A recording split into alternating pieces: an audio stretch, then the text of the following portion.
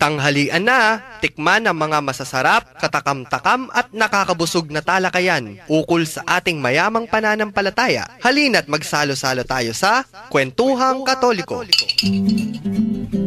Magandang tanghali po sa ating mga ginigiliw na tagapakinig ngayong araw ng Biyernes. Ayan, ang bilis-bilis, parang kanina lang o kahapon lang yung simula ng ating linggo. At ngayon, Biyernes na. Ako po si Karen, sa ngalan ng Commission on Catechesis ng Archdiocese of San Fernando. Dito po tayo ngayon sa Kwentuhang Katoliko sa 91.9 Bright FM. At ito naman po si Shirley. Magandang tanghali po sa inyong lahat. Muli po ito si Among Jean, ang inyong kakwentuhan sa araw din ito. Ngayong araw, Among, medyo ituloy natin ng konti yung kwentuhan natin kahapon. Di ba, Tita Shirley? Parang naging controversial na naman. Pero ang daming nag-text pagkatapos ng ating programa. Kasi habang tayo pinakikinggan daw, nakikinig lang sila. Hindi muna sila makareact kasi ang bigat. Delayed reaction ngayon. Oo, kasi mabigat daw yung ating topic. Kasi nga naman, Year of Mercy. Tapos, medyo bago yun yung Jubilee Year of Mercy. Tapos sabi pa ni Among Jean, hindi naman kasi pangkaraniwan yung Year of, yung Jubilee, extraordinary Jubilee, yung ngayon, yung nagbukas ang Santo Papa ng Year of Mercy. So, o nga naman, usually yung mga pagdiriwang, talagang purely pagdiriwang, Tita Shirley, di ba? Eh ngayon, Year of Mercy, ano yung gagawin mo sa Year of Mercy? Tayo ba ay, ano ba? O yun, tapos nilabas na ng ating Santo Papa, Among, di ba? Yes, yung kanyang indult, no, para sa extraordinary Holy Year na ginagawa natin ngayon. Ang Misericordiae Vultus, no? The Face of Mercy. Face of Mercy. That is referring yun sa kay Kristo yun. Kay Kristo. So, ang ibig pong sabihin, nung nagbukas ang Santo Papa ng Year of Mercy, at yung sabi nga ninyo, may, yun, yung indult na yan hindi pa natin pinupuntahan, hindi pa natin pinag-uusapan, pero may mga tanong na kung may indulgence ba para sa Angelus, para sa Rosario, para sa ganito, ganyan. Nakakatuwa, interesado po yung mga tao, di ba? Pero bago natin ituloy yan, Among, introduce muna ninyo yung ating special guest. Pinag-uusapan natin yung The Face of Mercy. O yan na. Dumating ang mercy. Nandito po ngayon kasama natin ang ating kapatid na pare, ang direktor ng Krusada ng Virgen de los Remedios at kasalukuyang Kura Paroko, Parish Priest po ng Virgen de los Remedios Parish, si Father Per David. Welcome, Among. Maraming salamat kahit na late ako. Magandang tanghali po sa lahat ng nakikinig dito. Masaya po ako na napunta dito for the first time. Good. Hindi lang first time pa lang, no? Magkakaroon yan ng second, third, fourth at maraming times. Yeah, sorry for being late. Ay, okay lang yun, Among, kasi simula lang po niyan ng ating programa. At tama si Among Jean. Ano yan una pa lang. Yung pinag-uusapan nga po natin mula kahapon, yung Among, sabi nga natin, Year of Mercy, ba't tayo umabot sa abortion? At ba't tayo umabot sa mga talakayan ukol sa pagkumpisal?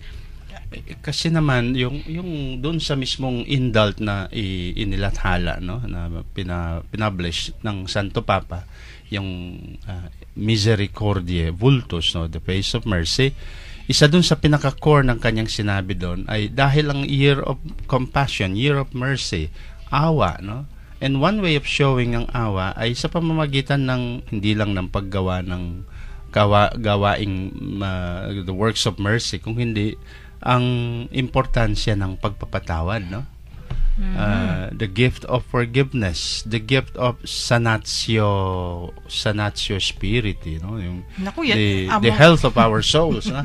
Kaya yung sinabi niyang yon ay isa dun sa pinuntirya niya, at isa dun sa mga elementong nasabi niya ay the granting of faculties to all priests around the world to absolve abortion sins, no? At may time frame pa. At may time frame. Only within that period of the Jubilee year. Which is December 8th 8 to November 20th, 2016. Good. Sa ating mga nakikinig, kung nais po ninyong sumali sa ating kwentuhan, kung meron kayong mga tanong, alam ko yung mga kahapon, ang daming gustong magtanong, i-text lang po ninyo sa mga numbers na ito. Sa Smart po, 0918-351-8282 at sa Globe, 0917-363-3738. Wala yung sun natin na iwan. Mamaya, i-ano natin. Pero may mga nagte-text din po sa ating mga numbers kung minsan off the air na tayo eh. So yun yung mga binabasa natin kinabukasan. So kung nais po ninyong sumali sa ating kwentuhan, mag-text lang po kayo habang tayo'y nakikinig sa isang magandang tugtugin. Sa aking paglalakbay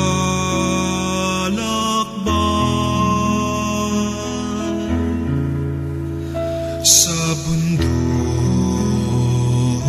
ng buhay, sa ligaya't lumbay, maging talang gabay. Mariang ina ko, ako rin anak mo, kay Kristong kuya ko, akayin mo ako, kay Kristong kuya ko, akayin mo ako.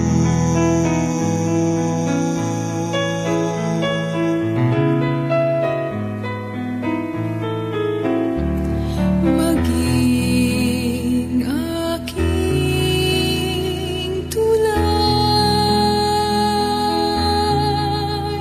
sa langit kong pakay, sa bingit ng hukay, tangan aking kamay. Mariang ina ko, ako rin anak mo, kay Kristong kuya ko, akayin mo ako, kay Kristong kuya ko, akayin mo ako.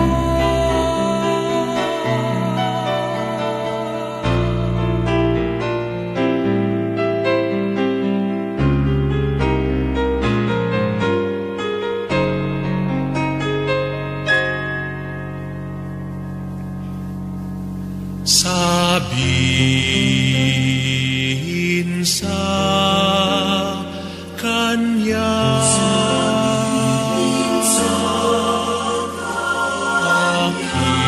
aking dusa saya,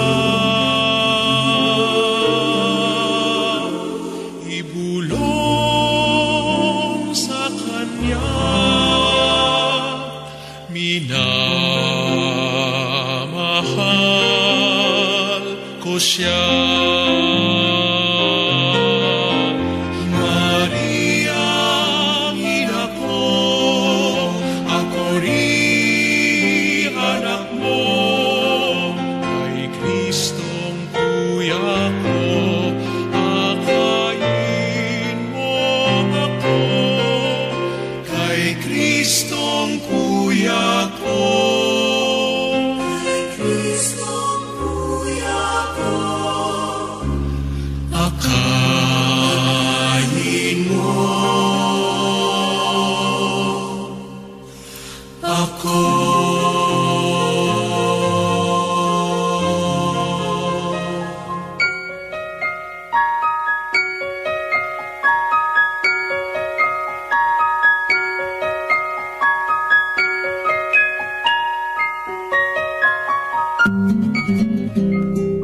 Nagbabalik po ang Kwentuhang Katoliko dito pa rin sa 91.9 Bright FM. At yung pinag-uusapan natin, magtataka yung ating mga listeners, abortion, Year of Mercy, ba't nandito si Among Fer? At, ano yung connection sa ating... Middle initial niya mong A yata. Di ba? Hindi, kasi Among will tell us. Kasi yung celebration natin is sa krusada, no? Krusada ng penitensya, krusada ng lugod, no? Yeah, And pag pinagdugtong mo yan, it spells compassion also, yung mga charity and penitence. Nagkataon, talagang ito yung ating celebration sa month of September. Nagkataon naman, parang prelude dito ngayon, ito sa pinag-uusapan nating dahil penitensya, no? Ano ba ang pinagpe-penitensya mo? Di yung mga pagkakasala, yung pagtutuwid sa ating mga kamalian. At I'm sure kasama na diyan yung invitation din na yung sinasabi ng Santo Papang to experience compassion and grieve compassion also for those who have committed grave sins, no? I'm sure kaya ba sabi ko kahapon, wag niyo na hong hintayin siguro yung Year of Mercy. Ibig ko sabihin, kung if you are guilty of, hihintayin ko na yung... No, there are people, you can still be absolved. You can be... Halimbawa ngayon, yung preparation para sa Virgen de los Remedios, there will be confession samong, ne? Yes. Yeah, so maybe we can pwede nating ibigay na kay Among Opo.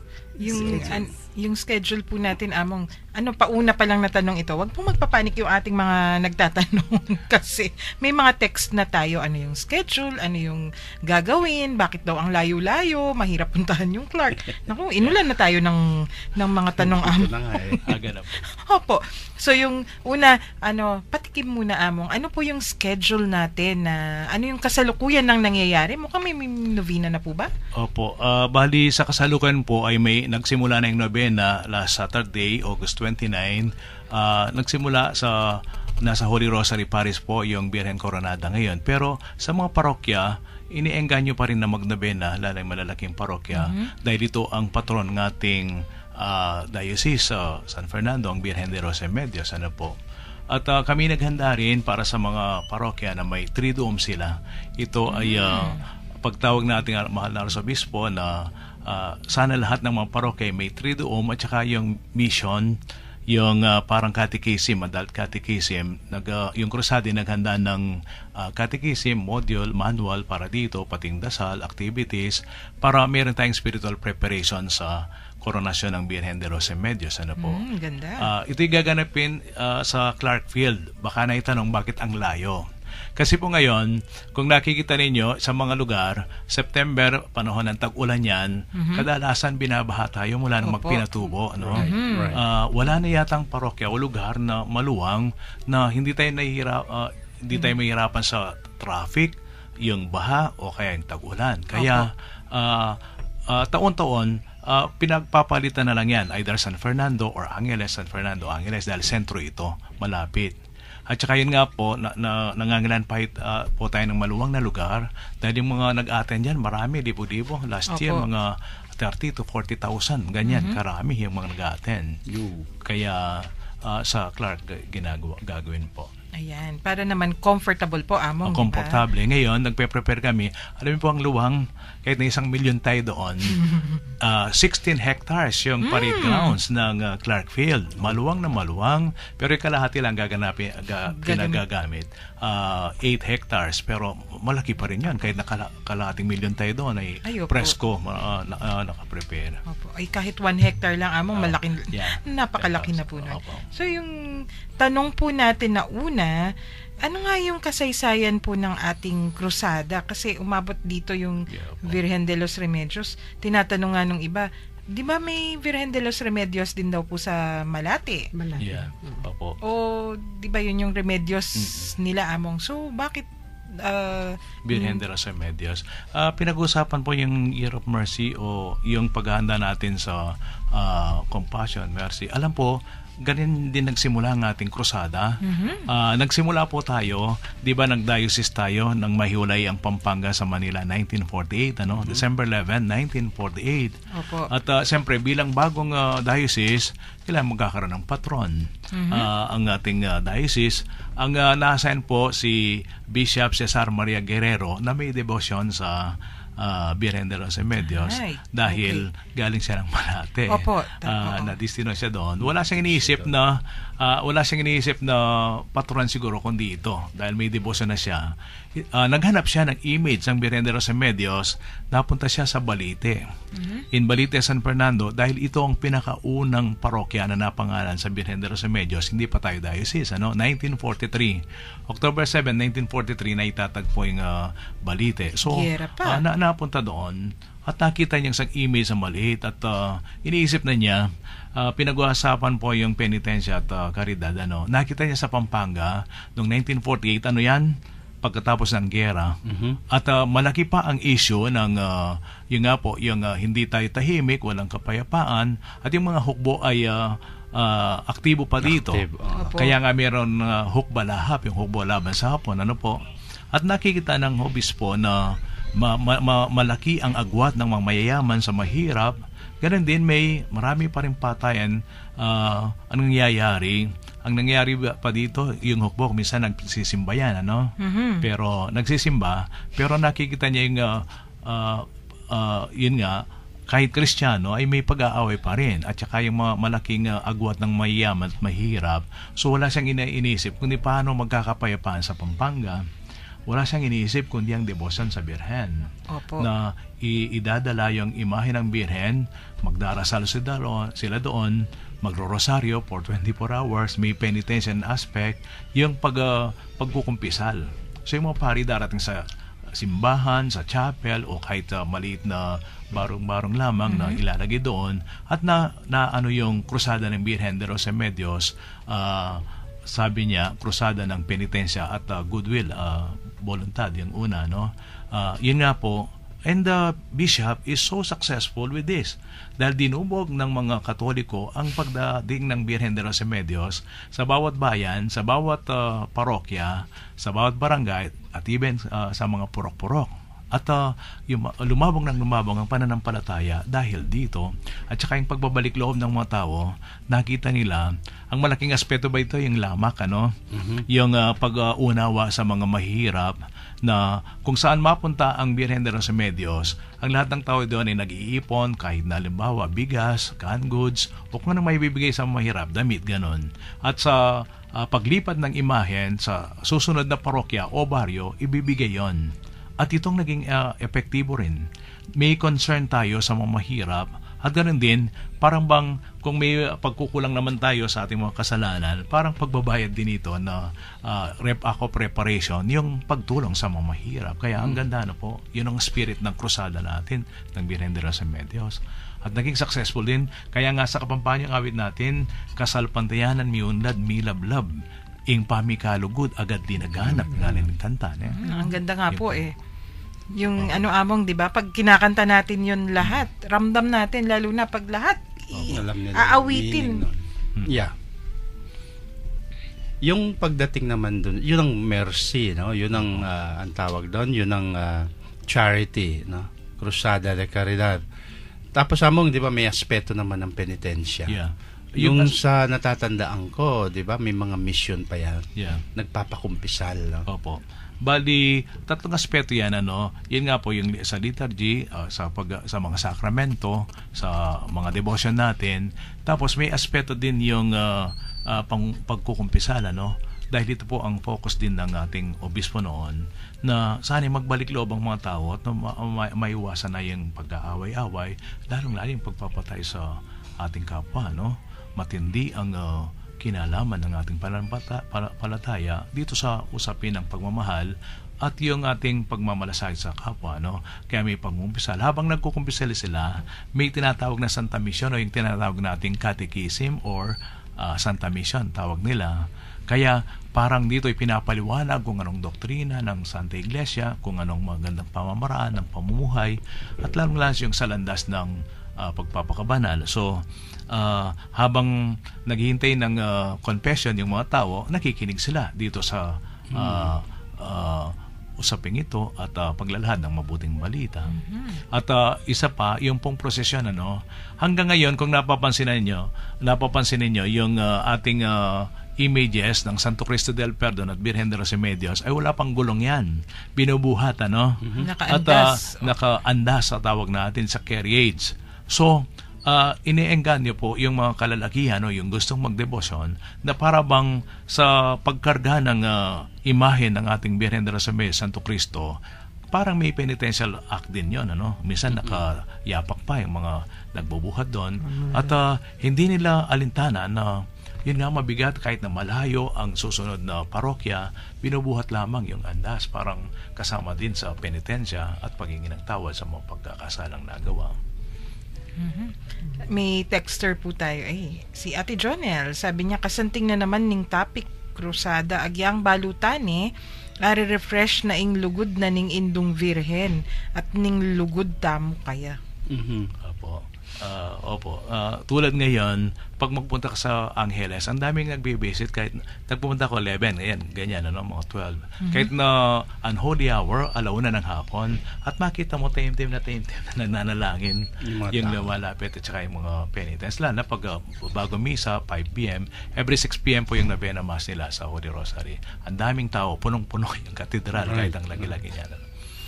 Yung isa doon sa mga kasi pinag-uusapan namin dito naging topic among yung particular aspect ng Holy Year ngayon. Yung ang nauwi sa pag-uusap ng abortion, which is isang uri ng pagpapatay. Naalala ko yung sinusundan ko yung sinasabi mo kanina na noon siguro hindi pa masyadong ganun kalawak ang problema ng abortion noong panahon na inilunsad ang krusada. Nung inilunsad ang krusada, ang nakikitang parang ang patayan na nakikita, yung binanggit mo, yung the social unrest, at saka yung mga hidwaan ng mga mayayamang may lupa doon sa mga magsasaka, Kaya doon nawi sa patayan. Ngayon, times have changed. After 60 years 60 na ngayon. years, 60 years na siya. Actually, 1952. Right. Coronation lang yung 60. After 60 years, of course, di naman natin sinasabing wala na yung patayan. Meron pa, pero may nadagdag. Isang uri ng pagpapatay ngayon ay ang kamataang pagkapagpatay sa mga inosenteng sanggol, mga bata, the death of the fetus, of the human person in terms of abortion. Siguro isa din itong pwedeng i-address, makikita natin yan ng krusada ng Indong Birhen, Birhen de los Remedios, yung binanggit kanina nung ating texter si Jonel, It reminds us sa isang pagmamahal ng isang ina. So it's like a reminder na ito parang ang Birhen de los Remedios ay kumakatawan ngayon dun sa kampanya natin na bilang isang ina, hindi mo pababayaang mamatay ang iyong anak, yung malugod ay hindu kaya nanuya pa itang kaya nga tsukeng darala ng kaya nga tiyanang pong kempungol na gawa na proteksyonan So she stands out today as a reminder siguro doon. Opo.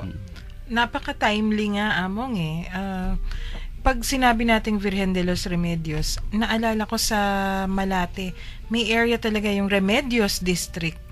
May area para sa mga paano ba tatawagin yun? Yung mga prostitutes na gustong magbagong buhay. Yes. At alam natin, sa Remedios Circle mismo yata yun. Doon pa naman, malapit, sa Ermita area. Yun yung area talaga, sa Ermita. At yung Birhen de los Remedios, kung nakita niyo yung image niya, di ba yung kanyang damit na may nakabalumbon na ganyan, tapos hindi naka-enclose yung kamay niya, parang halos open.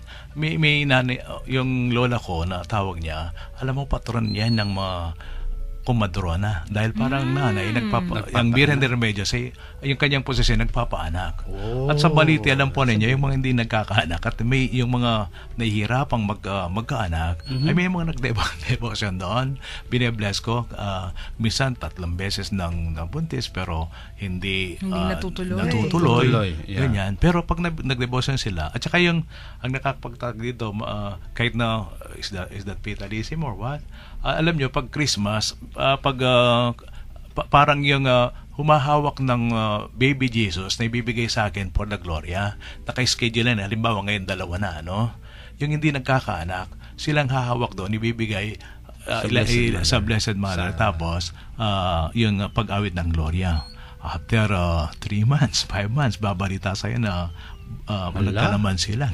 Wow. Kaya pala, tawan-tawan yan. May narinig ako, pag gusto niyong magkaanak, punta kayo kay Father Per. Shortcut. Ibig sabihin, punta kayo, magpa-bless kayo. At mag-devotion sa Birhen de Remedios. Mag-devotion dun sa tutulungan. Among ha? Mawawarning na tayo. Hindi po yan nga. Papanalangin ko kayo at mag-devotion sa inang Birhen. No, it is true. Yeah. Alam mo, Amang, kayong sinasabi mo yun, medyo nangilabot ako kasi it was in 1958, in 57, 58. Yeah. Nagpunta doon ang nanay ko. Dahil gustong magkaroon siya ng ikalawang anak. Dahil sa kuya ko noon, sinabi hindi na siya pwedeng magkaanak. Ako naging resulta. Ayan. I remember, pagkatapos pa noon, nung laganap ng krusada, taga-Bambang kami Bambang Tarlac. Pero dinadala ko ng nanay ko sa Balite Church noon. That's why naalala. I'm a product of that. Sinasabi mo po. Marami pong ganyan. Kaya pala, masalamat din. May pagka-remedios ako. Ayun nga yung sasabihin, Among Fer, di ba? Kaya siya taga-remedyo ng mga corona ng Birhen, ng kung ano-ano ng mga antique. Si Among Jean talaga. Marami doon. At yung pong sa Balite, yung pa nakaka-confuse naman, sa internet, may pangalan na yung sa Balite, tinawag na La Primera. Yung ngayon, yung Coronada. Yes. Dahil ba't gano'n? Alam niyo po, yung unang ginamit ng obispo, sabi ko nga kanina, yung image ay galing sa Balite. Pero alam natin ang history, siyempre, mahal na mahal ang mga tao sa Balite, yung image na yon. Pero sa point ng isang piyesta, wala yan. Siyempre, hanapin. Ba't nagpipiesta tayo? Wala ang ating mahal na patron. Dato si 1953. Nasaan ang ating patron? Nasa Florida Blanca. Ba't nandun? Kasi, yun nga, ipinaikot ng ating obispo, medyo may kulang lamang sa information. At hiningi na doon na manatili. Kaya lumitaw po yung koronada naman at yung nakoronahan. Pero ako, nagpapasalamat din sa mga tao sa Balite, Birhen de Remedios Paris na naunawaan na nila. At pinag-uusapan yung mercy. Nung nagpunta ako doon, pagdating ko, May tayo dumating, 2013. October 2013, humingi sila ng tawad sa ating obispo.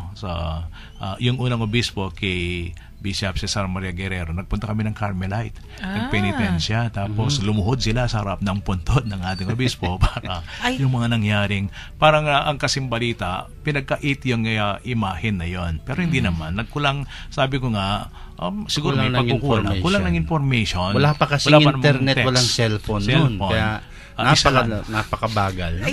Mga Among at Tita Shirley, para i-summary natin kasi hindi po lahat alam kung ano yung dati rin may controversy na pala, hindi lang pala ngayon yung mga controversy. Kulang lang yung communication. At saka, siyempre, mahal na mahal nila yung emails nila. So, summarized, Among, yung nangyari po, ginamit yung Virhen sa Balite para sa krusada. 2 taon yan yung umiikot. 2 years. 2 taon. Umiikot yung ating poon na all over Pampanga. Tapos umabot po yung balita sa mga may parokya, sa may image, na yung kanilang poon ay hindi na ibabalik.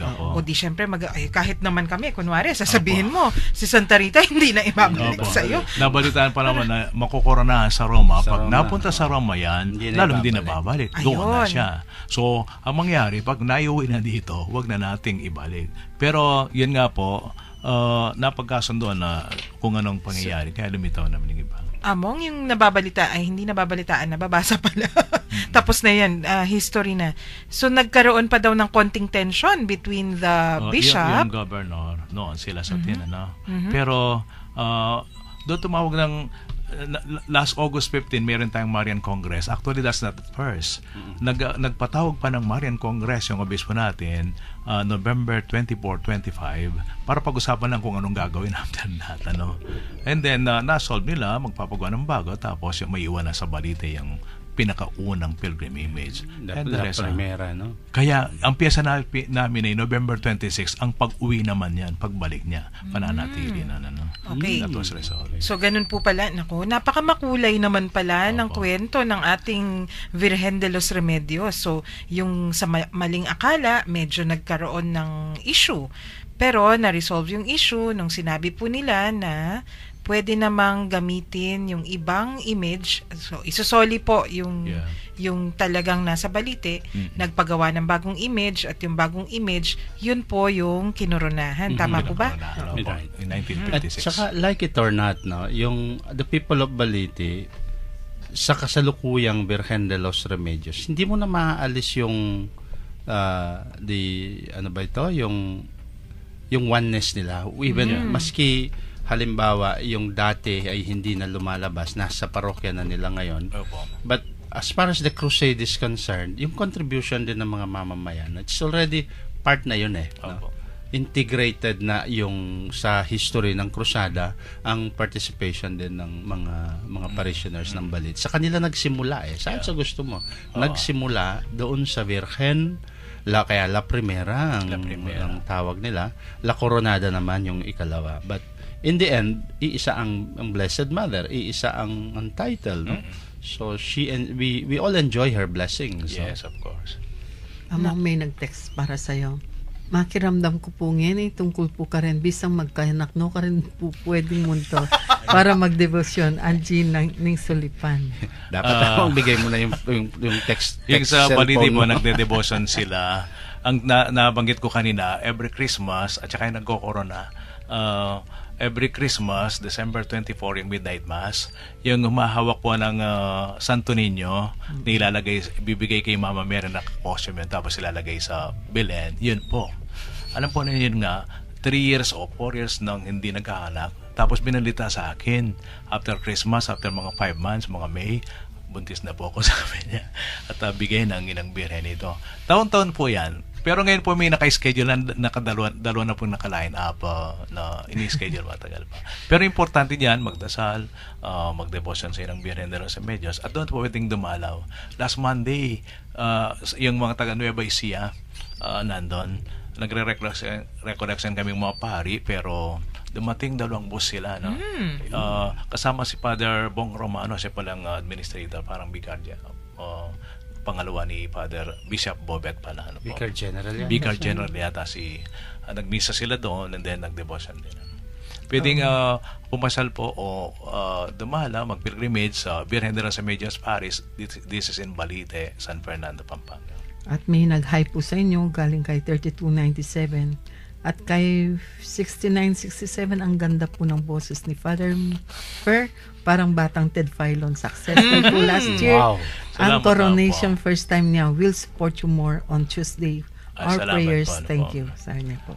Ang pag-iusap ko lamang po, ngayon ay napakaayos sa Clark. Kung susundin po natin yung plano, ay lalong maayos po. Pag sinabing maayos paano, may mga quadrants o lugar na paglulugaran yung tao, no? Ang problema kasi, minsan gusto nilang makitang malapit yung coronation, pero ngayon meron pa tayong video wall para kahit na malayo, kahit na nasa malayo kayo nakikita, parang sa Santo Papa dumating siya dito, ano? And then there are a lot of portalets.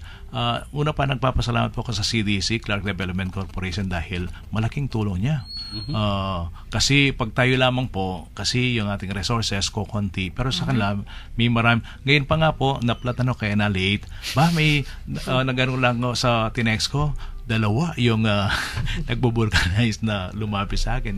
Kaya nagpapasalamat po ako ngayon pa lang sa CDC Clark Level. At siyempre yung pong host vicariate, yung vicariate of the Sacred Heart, si Father Ray Cruz, yung pong vicar foreign, silang naghahanda niya. Ano? Ba, Among, pwede ba namang hindi kayo maremedyohan, no? Yeah, salamat po. At saka, pagdala din kayo ng payong. Wala yatang koronasyon na hindi umulan. Opo. Dahil sabi ng matatanda, Father, talaga pong kakambal ng biyene ng ulan, ng tubig. At saka Grasya. tag-ulan ngayon, para kung maulanan man, ay may panangga sila sa ulan. Ano po? At raincoat kung pwede. Yeah, Kasi opo. alala ko last year, nung dito tayo sa Villa del Sol, kapag in Kapampangan is tong sikit-sikit no deng tao, agyang makapayong ka, mas lalo kang Opo. mabasa.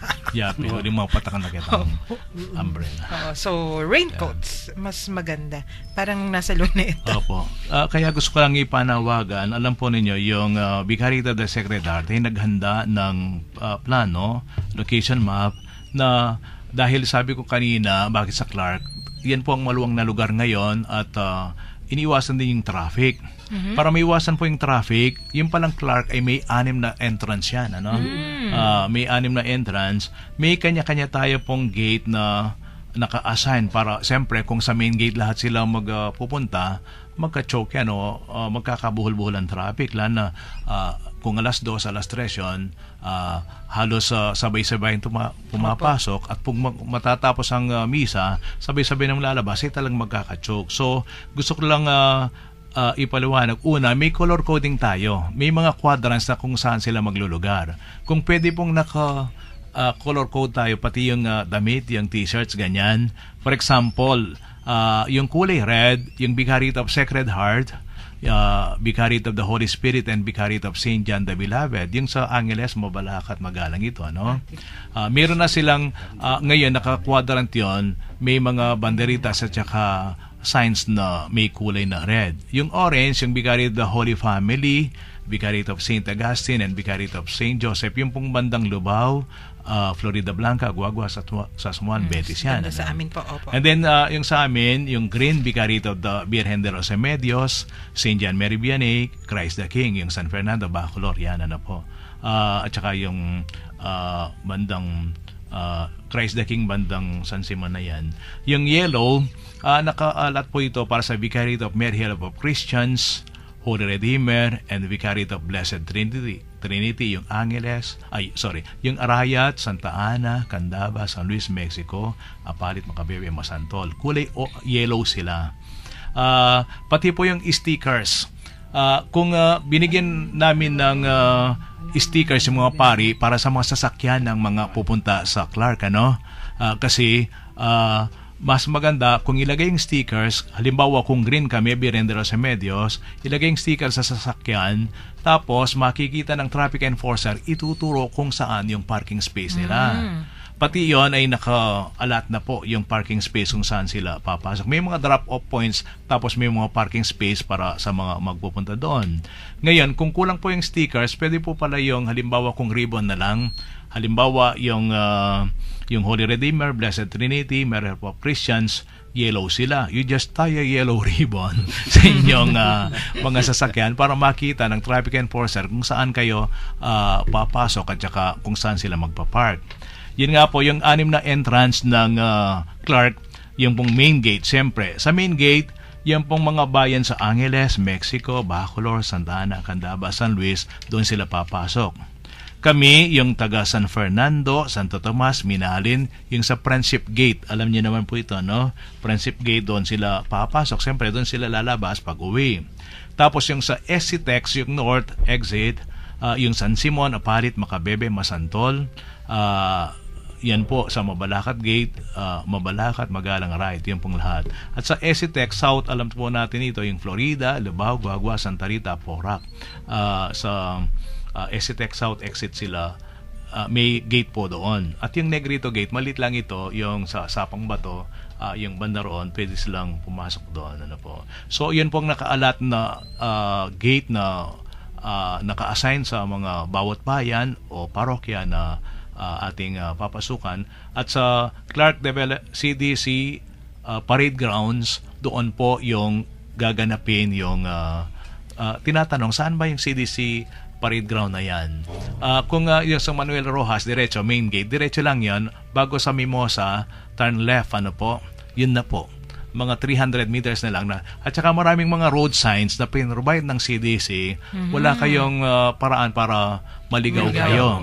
May mga road signs leading to that area. Lahat, paikot yung ng Clark. At ang ganda ngayon, pati yung mga tarpaulins, nakupuno ng Berenderos Remedios yung daan leading to that CDC parade ground para sa ating koronasyon this coming September 8. Alas 2 ng hapon po, magsisimula yung rite sa Chapel 2, yung pong St. Joseph Chapel Church. Malapit lang po yan. Tapos magpo-procession papunta sa coronation site sa parade grounds. Madali lang po, mga 30 minutes lang yan. Yung mga pari ay mag-stay, yung besting area nila sa Clark Museum. Ngayon ay Museo Kapampangan na yun. Ang ganda. Pumasok din ako doon. Ang ganda pala. Dahil isang linggo na akong punta-punta dyan. Minsan may hinihintay ako. Nanood mo na. Ang ganda pala doon. So yung mapari doon, tapos may procession papunta sa stage kung saan yung gaganapin ng misa sa sentro ng parade grounds. Yun po, sana ay makapag-attend tayo. Malaking grasya ang ating kakaptin at isang pakikiisa rin bilang Kapampangan. Ang ating expression of our faith ay ang pag-attend sa koronasyon. Alam po ninyo bakit may koronasyon tayo. Yung canonical, tinatawag hindi lamang. Actually, this anniversary. Parang ang pinagdiriwang natin every September 8, it's not yearly, parang ginugunita natin yung pinakaunang canonical coronation na ito'y basbas ng Santa Papa. Paano may document yan, tapos koronang ginto talaga ang pinagamit dahil sabi may dalawang criteria para makoronahan ng image, kung ano mang image. Una, yung matinding debosyon ng mga tao. At kung ano ang nagawa nito para sa kanila, yung nakapag-gather sila ng maraming tao, at saka yung malaking devotion yung pinakauna dito. Tsaka yung yung blessings na natanggap. So, parang ginugunita natin yung nangyari noong September 8, 1956, ang pinakaunang koronasyon, kaya nga canonical coronation anniversary. Today we celebrate 59th anniversary of the canonical coronation na nangyari noong 1956. Parang ginugunita, and we reenact that crowning. Isa ng malaking tanda bakit kinokoronahan, kasi ang corona ay tanda ng tagumpay para sa atin. Kaya alam naman natin ang ating Inang Birhen ay naging matagumpay sa kanyang pagtawag bilang Ina ng Diyos, at ganoon din we regard her as our Queen. Even in the Old Testament, mayroong isang Queen Mother. Even Solomon, alam nyo, nung naging hari si Solomon, yung kanyang ina na si Bathsheba ay tinatawag na Gebira, the Queen Mother who assist yung mga mahirap. Ganun pala ang trabaho ng isang Queen Mother, ina-assist lalong-lalong mga mahihirap, at ganun din bilang isang ina na tagapangalaga ng kanilang kaharian. That is in 1 Kings chapter 2 verse 19 and 2 Samuel 7:9 hanggang 14. Yung role ng isang Queen Mother. Sa matandang tipan pa, yung nanay ng mga hari ay mayroong silang malaking role. Alam natin si Kristo ang ating hari, siyempre ang kanyang nanay si Maria, ganun din parang role niya. Maski naman sa ngayon, sa England, yung Queen Mother. Ang Queen Mother siya yung parang hindi ba parang hindi nagagawa ng anak. Siya ang umaasikaso para mga household. So she attends yung ganito, she goes to feeding programs, lahat, May tanong dito, Among, bakit po karenanggang imahin na puning indung Birhen, ing Birhen de los Remedios mo po yata, ing alang makasulod abelo? Awa po, tanong din yan, dapat meron isang pari na nagsuggest kung Hudyo, we follow the tradition. Pero yun nga po, yung tradition na kita, sa simula pa, yung image ng Balitian, wala siyang belo. Yung Remedios, wala. Yung Remedios, even sa Malate, tinignan ko, wala siya. So, may mga traditional na images na kung makita mo, ganun talaga sila, no? Yung Virgen de los Remedios, kahit yung sa Malate, even yung sa Cebu, hindi pa ako nakapunta doon, meron sa Cebu din, wala po siyang belo. And among some images of the Immaculate Conception at ng Assumption, merong mga Assumption na walang belo. Yung sa atin dito sa cathedral, meron. No? Opo. But I have seen a lot also of images of the Blessed Mother na walang belo. So, hindi lang ang Virgen de los Remedios. Meron din, Kung susundan mo yun, ngayong panong ito, it's a positive idea dahil kasi pag may belo, di ba, mga second class citizen yan, yung concept na ganyan. Pero alam naman natin na ang pagiging banal hindi lamang sa sinusuot kung ano mang kanyang importante kung anong binuhay ni Maria at ang kanyang pananampalataya at ang kanyang role bilang ina ng Diyos. Naging tapat siya sa pagtawag ng Diyos sa kanya. Totoo yan. Among Fer, wala ka ng lusot. Among Jean, pwede na po bang mag-regular si Among Fer sa radio station? Ayan na. Alas 12 naman. So, sabi ko na sa inyo, boses na ng Virgen de los Remedios yan. Pwedeng gumawa ng Remedios Hour, no? Si Father, sa may pabalita, meron akong column, Nuka Rineng Cruzada. Yes. Para mapapalahanan yung mga tao na kung sana yung krusada, ngayon pati dito. Nung tinaks ako ni Monsignor Eugene, minsan, makinig ka dito. Nakinig naman ako. Meron palang programang ganito. Sabi ko, ba't di sinasabi sa mga paryo? Kaya pinopromote sa mga parokya. Napakalaking bahagi po ito ng ating catechism, lalo tayo sa mga Katoliko, Importante po yung ganito na, pero tignan mo sinasabi na ang importante sina Monsignor Jean, ang mga kapatid natin dito, ay very devoted sa kanilang trabaho. Pwede mong i-announce sa parokya. What we do, we spoke with Parish Priest. 91.9 Bright FM. Malapit na, Among. Malapit na po. At lalo na syempre, kung si Among Fer ay magiging regular dito. Alas 12 pa naman. May isang text dito, Among. Siguro i-address ko sa iyo galing kay 5371. Among alam po namin, next year, sa San Fernando naman ang coronation anniversary. Siguro yung dahil palit-palitan niya. Pwede po ba na gawin next year ang coronation, gawin po sa Capitol Grounds? Dahil 60th year na niya. At doon first ginawa ang coronation. Iko-consider namin po yung suggestion niyo. Maraming salamat kasi yan ay pinag-uusapan sa APC, yung Presbyteral Council namin. Tapos siyempre with the approval of the bishop. Pero salamat po sa suggestion niyo. Iko-consider po namin yan. Cool. Yes. Ang daming considerations, pero ibig sabihin, Among, talagang interesado po yung ating mga nakikinig kung saan gagawin yung event, at siguro yung may intention din silang dumalo at interesado kung anong nangyayari talaga. Good sign. So ngayon, Among, ang koronada nasa Holy Rosary. Nasa Holy Rosary naman. May nagko-conduct ba ng penitential yung mga confessions ngayon? Before the Mass, mga 2 hours before Mass. At saka yung sa Holy Rosary Parish, meron silang regular confession na talagang sinusundan pala nila. Hindi lamang schedule yan kasi nagtatayang mga tao.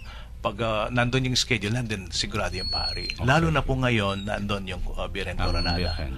Every 4 p.m. nandun na yung mga... So, we would advise po yung mga may mga special na kasalanan. Yun, nangangailangan ng matinding intervention. This is a crusade for penance.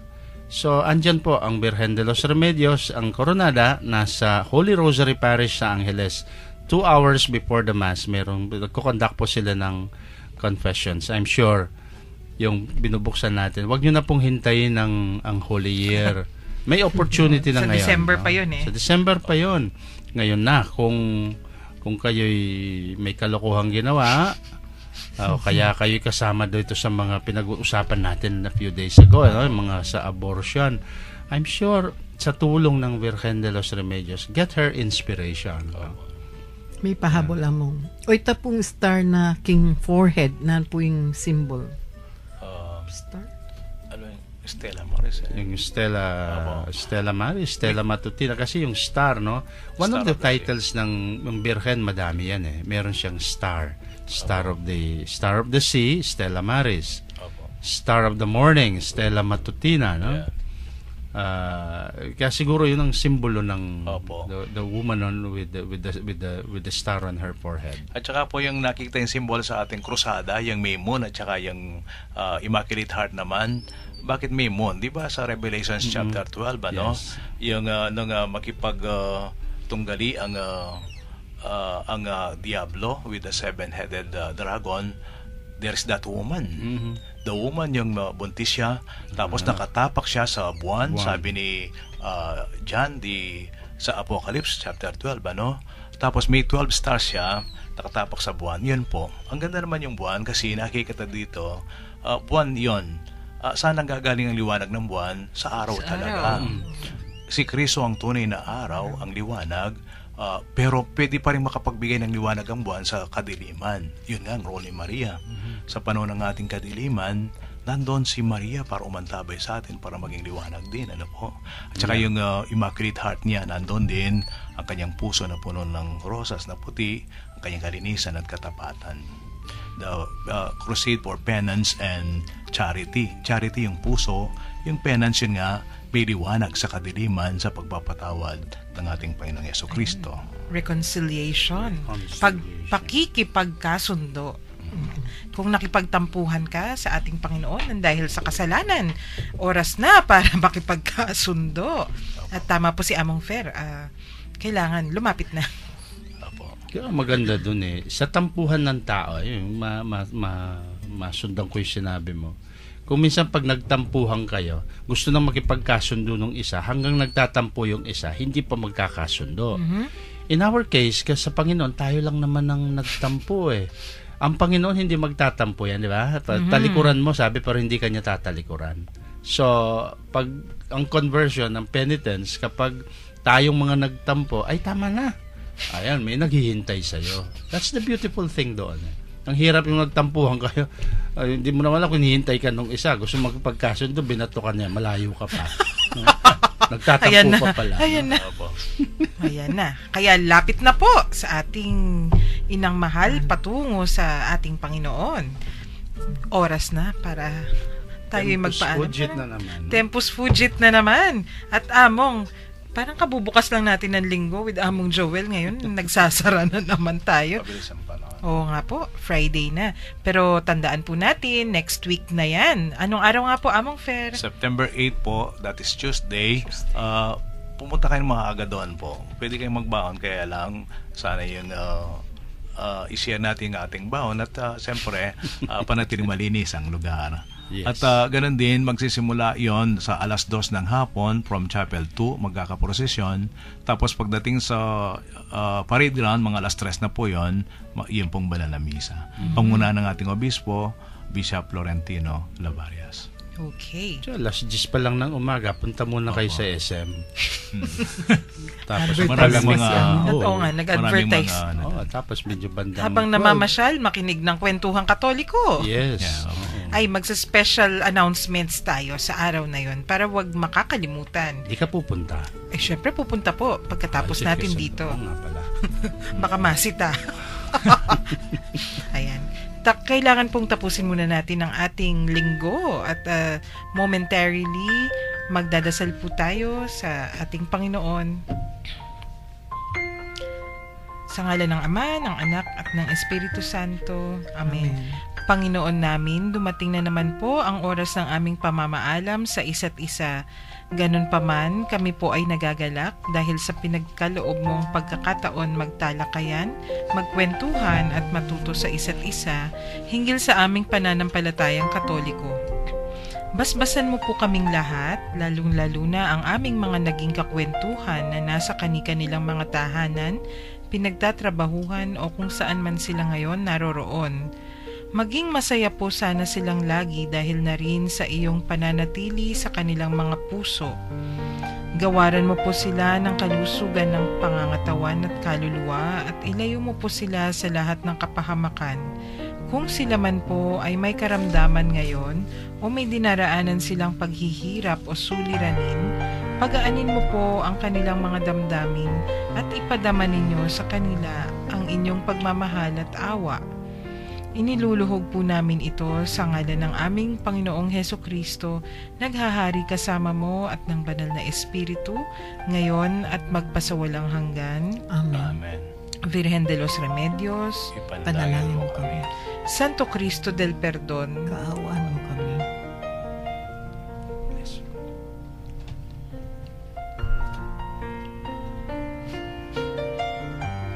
At pagpalain nawa tayo ng makapangyarihang Diyos, ng Ama, ng Anak at ng Espiritu Santo. Amen. Amen. Maraming salamat po. Magandang hapon sa inyong lahat. Maraming salamat po. Si Shirley po ito. God bless you and keep you. Si Father Fer David po ito. Maraming salamat po. Sana po hindi wag natin kalimutan ang ating Panginoon kasama ng Inang Birhen Maria, Birhen de los Remedios. At si Among Jean po nagpapaalam sa inyo isang happy weekend sa inyong lahat. Oo nga. Sa ngalan po ng Commission on Catechesis ng Archdiocese of San Fernando, ito po si Karen, nagpapaalam at nagpapasalamat sa araw na ito. Happy weekend po! Langit at lupa